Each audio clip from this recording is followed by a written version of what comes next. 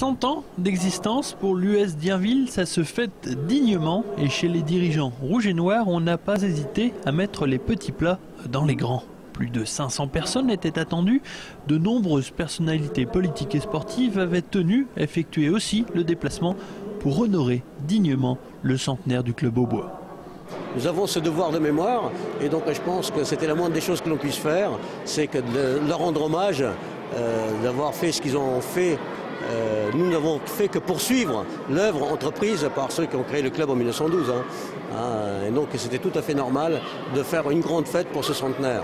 Accompagné d'une réception fastueuse, une exposition photo retraçait 100 ans d'histoire de l'US dienvilloise. Des clichés retrouvés grâce à la complicité d'un instituteur local qui, dans les années 30, conservait précieusement toutes ses archives. Un travail minutieux qui a fait ressurgir des souvenirs aux plus anciens. Les années passent, et puis on ne se rappelle plus. Aujourd'hui, on a des cahiers, on marque tout, parce que nous, on ne marque rien. Une longévité qui continue d'étonner à ce niveau et qui fait valeur d'exemple pour les autres clubs du district. Pour nous, c'est une très grande fierté d'être présent ici pour les 100 ans de l'US dienvilloise. C'est surtout une preuve de pérennité dans le club et ça met à l'honneur le bénévolat sur 100 ans.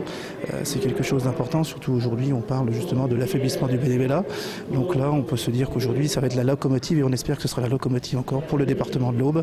Et nous sommes très fiers aujourd'hui d'avoir l'US dienvilloise qui fête ses 100 ans.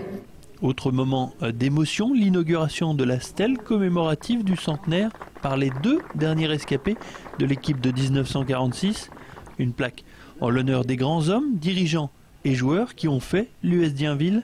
Cela a rappelé beaucoup de souvenirs à Louis Gay, footballeur donc en 1946. Je disais à mes copains, on a commencé dans des champs de labour, c'était pas des stades comme il y a maintenant.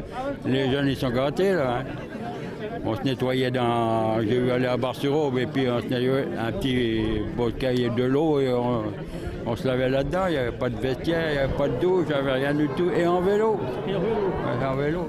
Une célébration qui n'était que la première étape d'un centenaire qui va s'étaler tout au long de cette année 2012. Il est prévu notamment un tournoi en mai prochain, une journée commémorative en juillet, puis un bal, un calendrier et enfin le Noël du centenaire.